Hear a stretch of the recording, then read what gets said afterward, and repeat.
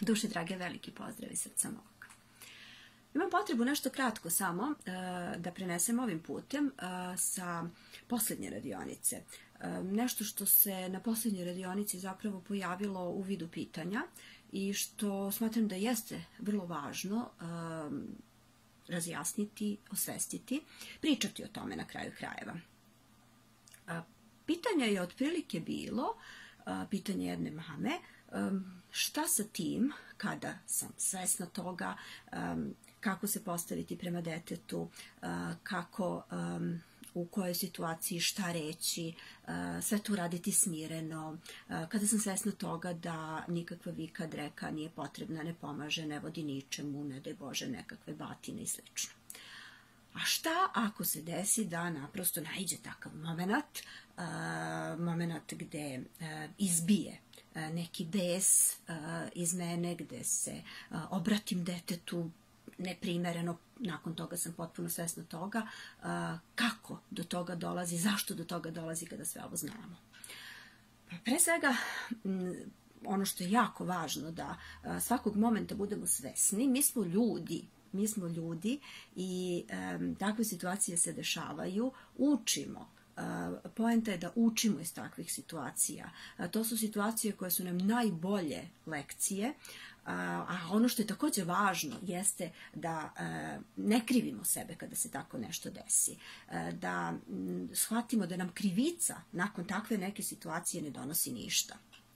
Fenomenalno je da sagledamo tu situaciju, fenomenalno je da shvatimo da to kako smo odreagovali, nismo odgovorili u datoj situaciji, već smo odreagovali i nije baš primereno i ne vodi nas ničemu i ne služi nikome, to je već prvi fenomenalan korak kada to shvatimo, kada toga budemo svesni.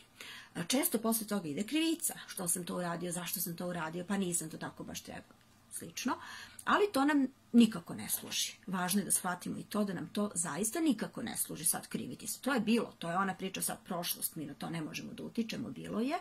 Ljudi smo, proces je, učimo, naravno učimo dok smo živi i uvek imamo nešto novo da naučimo i to je isto jako važno negdje osvestiti da svaki put kad naučimo nešto, otvara se nešto drugo, pa treće, pa peto, pa deset, to je fenomenalno proces, naprosto proces življenja, učenja i ako to shvatimo, osvestimo, da je potpuno u redu grešiti, da je potpuno u redu da nam se tako nešto desi, ali je važno da se iz toga nešto nauči, ne bi bilo dobro da nam se takve situacije stalno ponavljaju i da nam to postane model ponašanja, onda se zaista zapitamo, dobro, šta onda ja učim, čemu sad sve ovo, ako zapravo ja sve u teoriji znam, a praksa pokazuje nešto kontra. Kada nam je nešto važno, učimo, trudimo se, bavimo se nečim, naići ćemo na situacije gde će nam se desiti tako nešto da upravo uradimo nešto suprotno od onoga što znamo da treba da uradimo, ali nam to opet nije model ponašanja. Naprosto onda kada smo u priči, kada učimo, kada želimo da budemo najbolja verzija sebe, najbolji roditelj, koliko mi možemo u datom trenutku, te situacije će se dešavati sporadično, ali nam neće biti model ponašanja sasvim sigurno. To je isto ono priča povezana sa tim da smo mi svi težimo sreći, ok, to je fantastično, ali mi smo sastavljeni naprosto i od dobrih i od loših emocija, kako ih mi već percipiramo i označimo. Zapravo to su samo emocije i naravno da u našem ponašanju postoji nešto što nam se dopada, nešto što je dobro, prihvatljivo, sjajno, postoji nešto što nam se baš i ne dopada nama, pa ni okolini, radimo na tome, ako nam je to važno, mi to menjamo, ali je važno prihvatiti sebe, biti svestan sebe.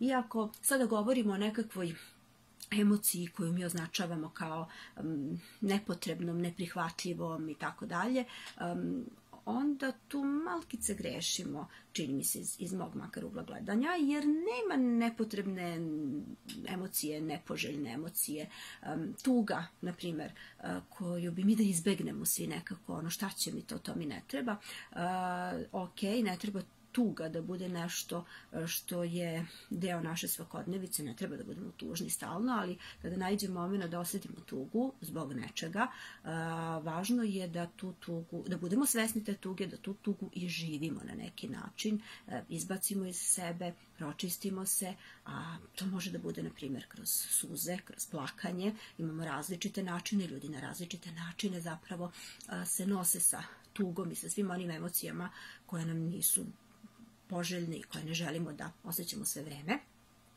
I to je ona priča kada ja kažem roditeljima, kada dete krene da plače, dobro je reći mu plači, samo ti plači, izbaci iz sebe sve otpore, jer suze zapravo predstavljaju izbacivanje otpora. I ono što smo mi navikli da kažemo detetu, pa nemoj plakati, pa što sad plačeš i tako dalje, je simpatično i prosto smo navikli, ali mnogo više služi detetu ako mu kažemo ok, plači, izbaci sve te otpore iz sebe, super je plakati, jer na taj način izbacujemo otpore i nakon toga se osjećamo mnogo, mnogo bolje. Naprosto setite se kako je vama kada date sebi oduška pa se isplačete zbog nečega. Osjećate se nekako bolje, otpustite neke stvari, otpustite otpore, bolje vam je. Setite se toga uvek kada krenete da detetu kažete nemoj plakati. Bolje mu recite plači, izbaci sve otpore iz sebe. Razmislite o ovome. Ljubim vas sve.